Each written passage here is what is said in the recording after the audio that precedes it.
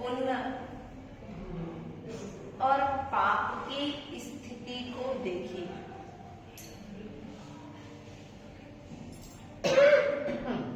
एक जीव सुबह 4 बजे उठा, स्नान किया, धोती दुपट्टा पहन करके मंदिर आया, अभिषेक का जल गर्म किया, द्रव्य की थाली लगाई, लेकिन पुण्य नहीं कमा। क्यों भैया? पुजारी है, क्या किया उसने? वो आया ड्यूटी समझ करके, मेरी तो क्यों रोक, वह ड्यूटी समझ रहा है, अपना कर्तव्य, वो उसके कर्म के फल को भोग रहा है। चाहता तो कर्म के फल को भोगते हुए भी कर्म की निर्जरा कर सकता था, लेकिन वहां पर भी वो क्या कर रहा है? वही तुम्हारा पुण्य देखिए कि आप सुबह जैसे ही आंख खुली भगवान के अभिषेक करने जाना है, भगवान की पूजन करने जाना है। जिसने पानी गर्म किया वो उस गर्म पानी से, प्रासुक पानी से उतने प्रासुक भावों के साथ अभिषेक नहीं कर पाया जिसने बिना प्रासुक पानी किए अभिषेक प्रासुक भावों से कर लिया। जिसने द्रव्य की थाल लगाई वह द्रव्य नहीं चढ़ा पाया, लेकिन आपका पुण्य देखिए कि सामने वाला दूसरा थाल लगा रहा द्रव्य, जिसने ये संत निवास बनाया वो इस संत निवास में नहीं रह पाया। बनाने वाला है, जिसने बनाया वो है कर्मचारी, जो ठेकेदार था, बनाने वाले मजदूर थे, वे यहाँ रह पाए क्या? मकान बनाने वाला मकान में नहीं रहता, लेकिन तुम्हारा पुण्य तुम्हें उस मकान में रहने दे रहा है। पाप और पुण्य हम सुबह से लेकर के शाम तक देख रहे हैं। तुम्हारे घर में भोजन बनाने वाली भोजन बनाने आ रही है, लेकिन जो भोजन बना रही वो खा नहीं रही। भोजन कर कौन रहा है? आज आपका पुण्य है, तो पुण्य की कीमत कर लो, वरना फिर भरोसा है क्या? समय के साथ व्यतीत होता जा रहा है, लेकिन जिस समय को आप संसार में लगाए हुए हैं उस समय को यदि शास्त्रों में लगाएंगे, यदि उस समय को साधुओं की सेवा में लगाएंगे, यदि उस समय को देव की सेवा में लगाएंगे, तो वह समय तुम्हारे लिए सिद्धालय में विराजमान कर देगा। लेकिन हमारा समय कहां पर जाता है? लोग कहते हैं माता जी समय नहीं है। क्या कहते हैं आप लोग? समय कहीं आकाश से टपकता नहीं है। जितना समय भगवान आदिनाथ के काल में था उतना ही समय आज है, बस आयु में अंतर आ गया, सहनन में अंतर आ गया। 24 घंटे उस समय भी होते थे, 24 घंटे तो आज भी, लेकिन समय में परिवर्तन नहीं हुआ। परिवर्तन हुआ है हमारे परिणाम में, और हमारे परिणामों में परिवर्तन हो गया तो हमें सृष्टि पर प्रत्येक जीव परिवर्तित दिखाई देता है, क्योंकि व्यक्ति आंखों से कम अपने परिणामों से व्यक्ति को जाता है। जैसी दृष्टि वैसी दृष्टि। इसलिए यदि किसी चीज को सुधारना है तो हमें अपनी दृष्टि को सुधारना पड़ेगा। आपके बीच में रहे, आपके बीच में खेले, आपके बीच में बड़े हुए और आपके ही बीच से आपके ही साथ में रहते हुए संसार को छोड़कर सिद्धालय की यात्रा करने लगे। कब? समय की कीमत जब आती है तो जीवन में परिवर्तन आता है। आप वहीं पर खड़े हैं जहां पर आज से 20 साल पहले थे और 20 साल पहले तुम्हारे नगर में जन्म लेने वाली संतान आज तुमसे कोसों कैसे। कुछ तो समय की कीमत समझी होगी। आपने जितना स्वाध्याय सुना है उससे कम स्वाध्याय सुना, क्योंकि आपने यदि 40 वर्ष सुना है तो उन्होंने 20 वर्ष सुना।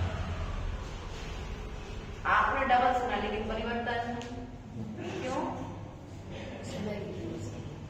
समय की कीमत अभी थोड़ी ना जा रहे, अभी तो बहुत समय है रोहित भैया, अभी थोड़ी ना मरेंगे हम।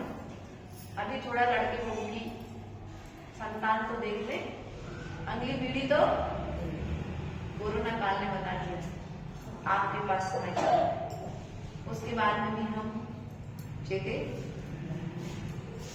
जो चेतेगा नहीं वो चिंतामणि के समान बन नहीं पाएगा। इसलिए प्रयास पुरुषार्थ करो, चेतो।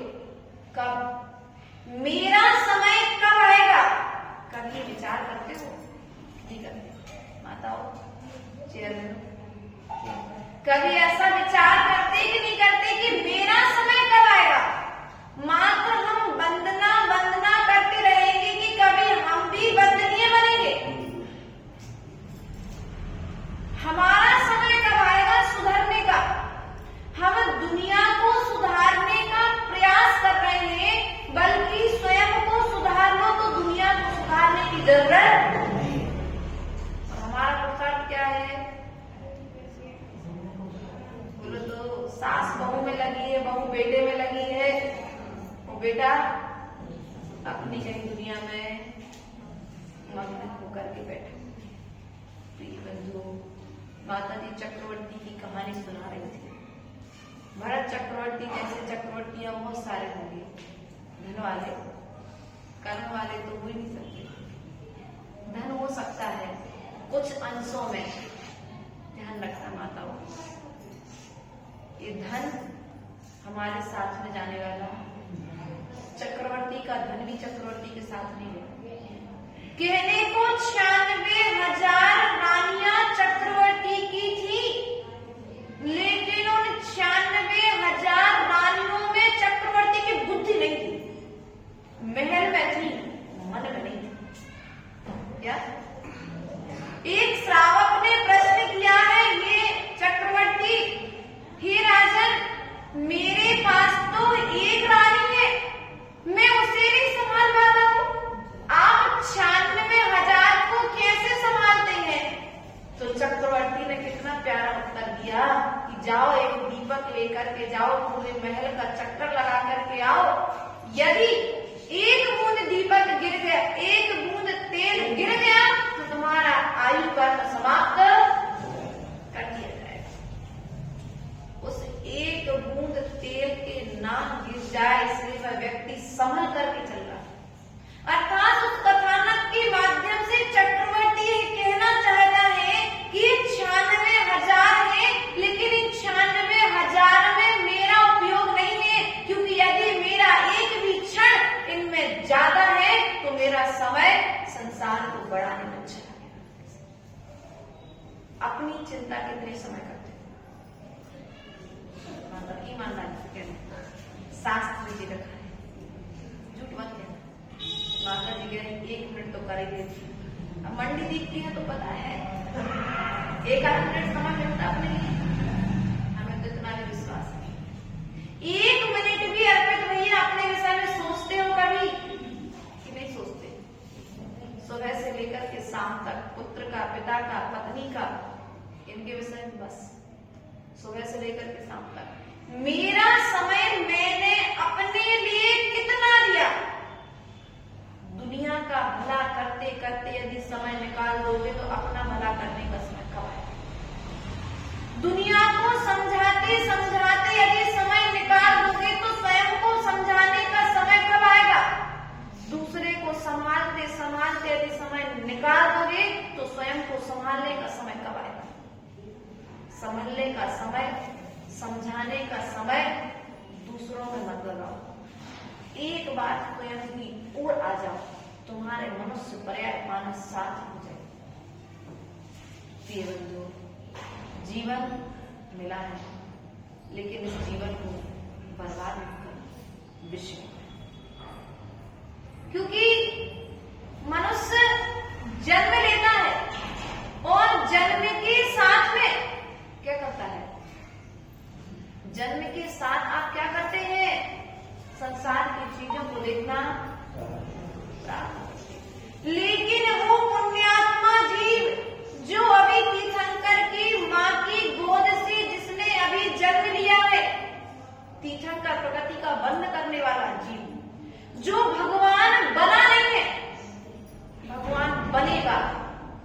भैया रोहित सच बताना, भगवान का जन्म होता है क्या? भगवान का जन्म होता है क्या? जन्म किसका होता है? जन्म जीव का होता है। किसका होता है जन्म? जीव का होता है। और जब जीव का जन्म होता है तो जीव अच्छे कर्म करके क्या करता है? अच्छे कर्म करके अपने भीतर में विराजमान भगवत शक्ति को जागृत करता है और एक दिन कर्मों को क्षय करके भगवान बन जाता है। और कहते हैं भैया भगवान का जन्म हो गया। किसका जन्म हो गया? मिथ्या दृष्टि से क्यों ये मानते ना, भगवान महावीर स्वामी का जन्म नहीं, भगवान महावीर का जन्म हुआ था, भगवान महावीर का जन्म नहीं हुआ। ध्यान रखना, बालक महावीर थे, वे महाराजा महावीर बने और महाराजा से फिर मुनिराज बने और मुनिराज से फिर सिद्ध बन गए। महान इतनी सी यात्रा है, संसार छोड़ने में समय नहीं लगेगा यदि मोह की चादर छोड़ दो। मोह की चादर ओढ़ करके बैठे हो, इसलिए संसार में अच्छा लग रहा है, संसार के लोग अच्छे लग रहे हैं। माता जी कैसा लग रहा है आपको मंडी दीपा में? अच्छा लगा? आपको कैसा लगा? माता जी पता क्या बोली? माता जी मंडी दीप तो आए लेकिन जैसे तेल पानी में तैरा, कैसा लगा? मिलता ऐसे मंडी दीप में आए, लेकिन जैसे मंडी दीप वाले वैसे भोपाल वाले। क्या? जैसे मंडी दीप वाले वैसे भोपाल वाले। अब ये भाव कब आया? जब भीतर से त्याग हो गया ना, भीतर से विरक्ति हो गई, तो चाहे मंडी दीप में बैठे, चाहे भोपाल में बैठे, चाहे भोजपुर में बैठे, राग की दाग आने वाला। और जब तक राग का त्याग भीतर से नहीं होगा तब तक अपने को देख करके प्रसन्नता होगी। क्यों विनीता? आगे पूछ लिया सुमाता जी अच्छी नहीं पूछा सो बोलो तो बुराई, ऐसा लोगों की मान्यता है। अरे हम तो इतना देर रहे माता जी के पास, माता जी तो बोली नहीं, गांव की माता जी होंगे नहीं बोली। आप बैराग मार्ग के पथिकों के पास में आए हैं, अगर वे आपसे बोले तो आप और नहीं बोले तो आप। दिक्कत आज यही है ना, लेकिन हम तो कहते हैं सबसे बोलो, लेकिन दृष्टि में धर्मात्मा। कौन है दृष्टि में? धर्मात्मा।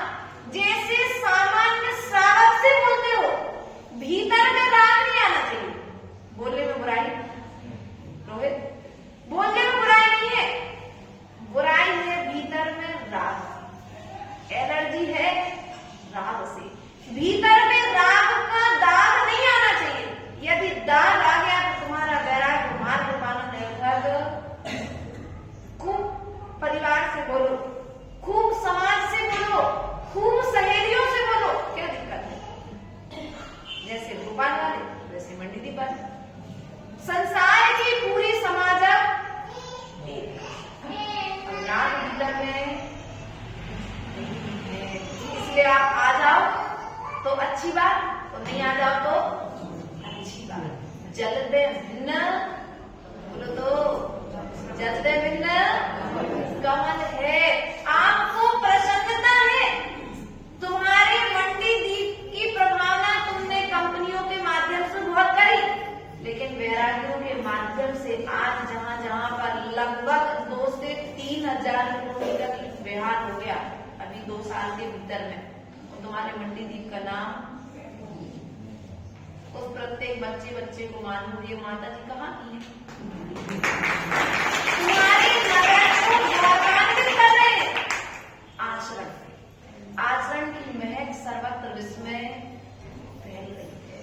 इसलिए प्रिय बंधुओं, चारित्र की पूजा है, शरण की पूजा।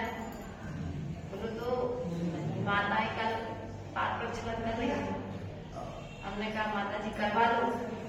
कोई माताएं हैं जब अगर पैर लग जाए तो धोखे से सॉरी बोलना पड़ता था, आज पकड़ पकड़ के चरण। क्यों? क्योंकि तुमने सम्यक दर्शन, सम्यक ज्ञान और सम्यक चारित्र रूपी 3 रत्नों को प्राप्त कर लिया है। इसलिए तुम्हारे चारित्र की अपने आचरण को जितना शुद्ध बनाओगे, अपने आचरण को जितना शुद्ध बनाओगे, उतनी ज्यादा आप स्वयं उच्च स्थान पर पहुंचते जाओगे। ऊंचे बैठाने से कोई ऊंचा नहीं होता, वो नीचे बैठाने से कोई नीचा नहीं होता। यदि आचरण ऊंचा है तो व्यक्ति अपने आप व्यक्तित्व के माध्यम से ऊंचा। भैया आपने ऊपर बैठाया है माता जी को, क्यों? मंडी दीप की थी, चाहते तो भैया मंडी दीप की हो, बैठो भैया हम लोग के साथ। क्यों नहीं बैठाया? फिर क्यों लगाया आजू बाजू में पाटालक? भैया अब इनका चारित्र हमसे ऊंचा, इनका आचरण हमसे ऊंचा हो चुका है। प्रिय बंधुओं, आचरण की पूजा जैन शास्त्रों में की गई है। इसलिए ना वस्त्र की पूजा है, ना वस्त्रधारी की पूजा है, सम्यक दर्शन, सम्यक ज्ञान और सम्यक चारित्र की पूजा है। किताबों में लिखी पूजाएं तो हमने बहुत की हैं, लेकिन साक्षात विराजे यदि महाव्रती तुम्हें मिल जाए और उनकी पूजा करने का सौभाग्य मिल जाए तो समझ लेना पता नहीं कौन से जन्मों का पुण्य आज तुम्हारे सामने आए, तुम्हें महाव्रतियों का दर्शन हो पाया। प्रिय बंधुओं, आज का ही दिवस है। 2 वर्ष पूर्व आज के ही दिन दोनों बहनों ने 2 प्रतिमाएं ग्रहण की थी, 2 दिसंबर। आज का ही दिन 2 दिसंबर। नियोग देखिए कैसा बैठा कि 2 साल पहले तुम्हारे मंडी दीप को त्याग करके गई थी। अपने संसार अर्थात प्रथम परीक्षा होती है केसरों, कौन सी होती है?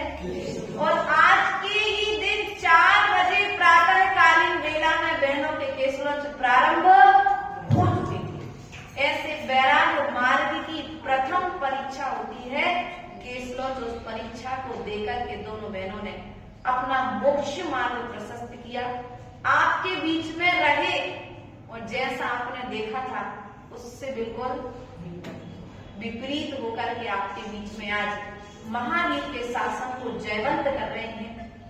प्रिय बंधुओं, मरना सबको है, मरना है, बोलो तो मरना है। विजय दादा जी आ गए क्या?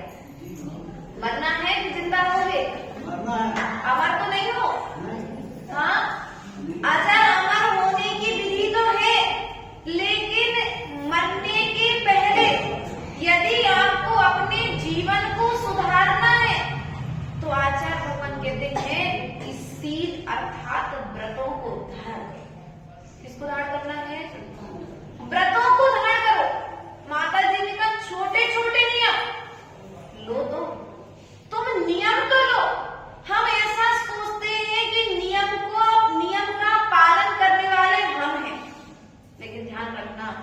हमारे अंदर इतनी ताकत का है कि हम नियम को पालन करें। नियम हमारा पालन करता है।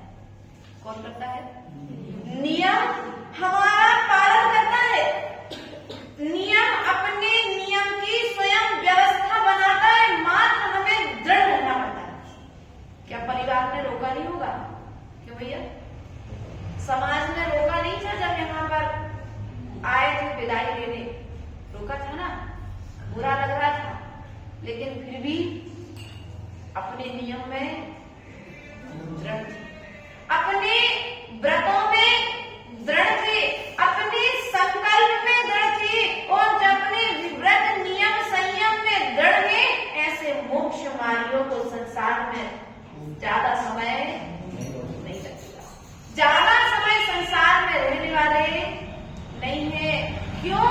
क्योंकि इन्होंने अपने कर्मों की निर्जरा करना प्रारंभ कर दी। माता जी महाव्रती बनने से होगा क्या? जापे तो करना है, हम भी कर लेंगे। स्वाध्याय करना है, हम भी कर लेंगे ना। क्यों? रोहित भैया, क्या नाम भैया था पीछे वाले का? नीतेश भैया। महाव्रती बनने की जरूरत क्या है? क्यों रोशनी माता जी? आपसे ही कहा ना, रोशनी माता जी सबने समझाया हो, घर में रह के भी तो साधना हो सकती है। महाव्रती बनने की जरूरत क्या? स्वाध्याय करना तो घर में बैठ के करो, सामायिक करना तो घर में बैठ के करो, एक टाइम भोजन करना तो घर में बैठ के करो। समाज के बीच में रहने की जरूरत क्या है? समाज के बीच में नहीं रहना है, हमें महाव्रतों के साथ में रहना है।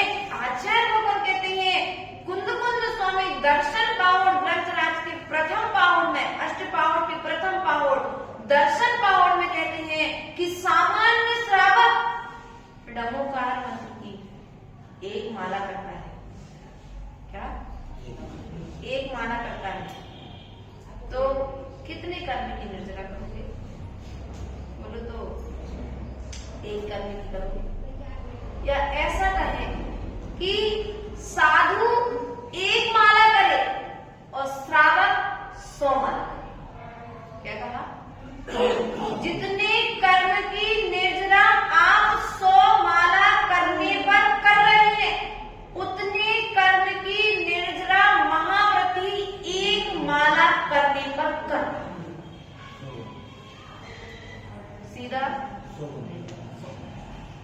परिवर्तन तो आगम की बात है, आत्मा की बात है। जो भगवान ने कहा है श्रद्धा करना, ऐसा भी होता होगा, होता है, ऐसा हुआ है, तब तो हमारे कुंद स्वामी ने दर्शन पावड़ में लिखा है। हम घर में रहते रहते यदि मोक्ष चले जाए तो ऐसा हो सकता है क्या? असंभव है। असंभव हो जाए तो है संभव नहीं है। इस बात का विश्वास रखना, तुम्हें संसार से मुक्त होना है, संसार के दुखों से बचना है, तो भैया एक ना एक दिन रोहित मुनि तो बनना पड़ेगा। आज नहीं तो इस भाव में नहीं, अगले भाव में। जब तक मुनि बनोगे नहीं, तब तक तुम्हारा संसार छूटेगा। क्योंकि मुनि बनने के बाद में, मुनि बनना, ध्यान रखना, वस्त्र उतारना आसान है, वासना साथ में यदि उतार दोगे, वस्त्रों के साथ साथ में यदि वासनाएं उतर जाएंगी तो मुनि बनना सार्थक हो जाएगा। तो वासनाएं नहीं उतरी, राग नहीं उतरा, तुम्हारा वैराग का रथ तुम्हारे ऊपर नहीं चढ़ा, तो तुम्हारा सब कुछ करना चढ़ाला में कहा है ना कि मुनि इतनी बार बने हैं कि सुमेरु पर्वत जैसे ढेर लग जाए पीछे कमंडल के, लेकिन हिसाब किताब बराबर नहीं होगा। प्रिय बंधु, हमारा आपसे कहना नहीं है मुनि बनना, मुनि नहीं बनना। क्या बनना? मुनि बनना। कभी भविष्य में बनने का मौका मिले तो मुनि तो बनना,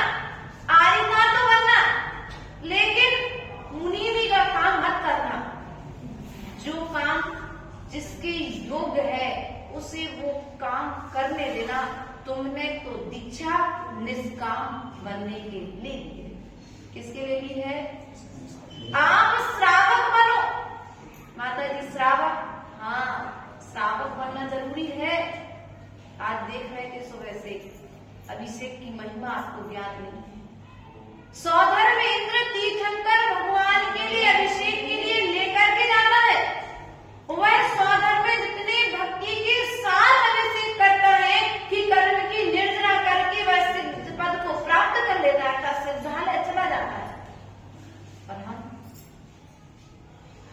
ठंड में कौन जा रहा मंदिर? अरे वो कर तो लेंगे अर्पित भैया, अर्पित भैया करेंगे, अर्पित भैया का पुण्य बनेगा और आप अभिषेक करोगे तो आपका पुण्य। आचार्य भगवंत जिनसेन स्वामी आदि पुराण ग्रंथराज में कह रहे हैं कि जो तीर्थंकर भगवान को अपने मस्तिष्क पर विराजमान करता है, सौधर्म में इंद्र उसे अपने मस्तिष्क पर विराजमान करता है। जो भगवान का अभिषेक करता है, सौधर्म इंद्र उसे पांडवशिला पर ले जाकर उसका अभिषेक करता है। जो भगवान के चरणों में बैठ करके भक्ति करता है, सौधर्म इंद्र उसके चरणों में बैठ करके नृत्य करता है। प्रिय बंधुओं, अभी जिनेंद्र भगवान की महिमा का ज्ञान नहीं है, इसलिए तुम्हारे लिए सब चीजें मिली हैं, स्वस्थ शरीर मिला है, लेकिन कीमत अरे ठंड है, थोड़ा सा ओढ़ लो। क्या फायदा जबरदस्ती की ठंड सहन करने से? क्या फायदा? क्या मिलेगा? मंदिर थोड़ी ना कहीं भग रहा है। 8 बजे की जगह 10 बजे चले जाएंगे। जो काम ब्रह्म मुहूर्त होता है, जो विशुद्धि एक भक्ति के साथ कार्य होता है और एक प्रमाद के साथ हो जाएगा, कर लेंगे। करना तो है ही, हम ही को ही करना है, सो हम ही कर लेंगे, ऐसा नहीं। हमारा कर्तव्य है, जो कार्य हमारे श्रेष्ठ जनों ने किया है वह कार्य हमें करना पड़ेगा। तब कहीं जाकर के हमारे संसार की यात्रा समाप्त होकर के सिद्धालय की यात्रा प्रारंभ होगी। हम चाहते तो हैं कि हमें अच्छा मिले, लेकिन हम करते अच्छा है क्या? क्योंकि तुम्हारी करनी का रिजल्ट तुम्हारे स्वयं के हाथ में है। या तो सर्वज्ञ भगवान तुम्हें देख सकते हैं सिद्धालय में विराजमान जो है, या फिर आप कितने ईमानदार हैं, इसका प्रमाण पत्र आपके हाथ में है। क्योंकि हम आपको देख रहे हैं, लेकिन तुम्हारे भीतर के भावों को नहीं देख पा रहे। इसलिए प्रिय बंधुओं, भीतर में जाने की यात्रा प्रारंभ करो। आज ये दुर्लभ समय आपको मिला है, पता नहीं फिर मिला कि इसका कोई भरोसा है क्या? आपके बीच में ये छोटी सी बहनें बैठी, छोटी छोटी सी, क्या उम्र है? किसी की 15 साल, किसी की 20 साल, किसी की 44 साल, ग्रस्त जीवन से निकल गया है। फिर भी कुछ तो कीमत। घर क्यों छोड़ना? ऐसा प्रश्न नहीं करना। यदि घर छोड़ने का हमारे ग्रंथों में बताया गया है, त्याग की साधना यदि कहीं पर बताई गई तो हमारे शास्त्रों में बताई गई। हर जगह पर त्याग की महिमा, बचपन से लेकर के 55 तक त्याग का पाठ सिखाते हैं, लेकिन हम फिर भी उसमें लीन, भैया लीन, हमें और उसमें लीन होते होते हम एक दिन उसी के साथ में विलीन, हमें विलीन नहीं होना है। हमें एक बार अपने में लीन होना है, एक बार स्वयं को जागृत करना है, स्वयं को समझाना है, स्वयं को संभालना है। स्वयं को समय दो। दुनिया को समय जब तक देते रहोगे तब तक स्वयं की ओर देख नहीं पाओगे। दूसरों की खोज, चांद की पर खोज करने गए, यहाँ से गया था ना कुछ समय पहले रॉकेट, चांद पर रॉकेट भेज रहे हैं अपने वैज्ञानिक लोग। प्रिय बंधु, चांद पर जाना बहुत आसान है, सूरज तक पहुंचना आसान है, लेकिन निज की यात्रा ना तो चांद पर जाने से होगी ना सूरज पर जाने से होगी। निज की यात्रा तो निज में की ओर देखने से होगी, निज की ओर बैठने से होगी, स्वयं को समझाने से और संभालने से होगी। एक बार निज की यात्रा प्रारंभ करोगे तो तुम्हारा यहाँ पर आना, ये जिनवाणी सुनना, जैनकुल पाना, ये मनुष्य पर्याय पाना सबको सार्थक हो जाएगा। वरना फिर एक बार यदि गया पानी में रत्न मिल पाना तो मुश्किल है कि नहीं है। उसी प्रकार से मनुष्य पर्याय है, बड़े किसी पुण्य उदय से आपको ये पर्याय मिली है, तो आपको प्रयास और पुरुषार्थ करें, इस मनुष्य पर्याय को सार्थक करेंगे। अपने मनुष्य जीवन को व्रत आदि लेकर के, अपने जीवन में व्रत आदि को धारण करके अपने जीवन को सफल बनाएं। इन्हीं भावनाओं के साथ में बोले परम पूज्य आचार्य गुरुवर विभव सागर जी महाराज की जय।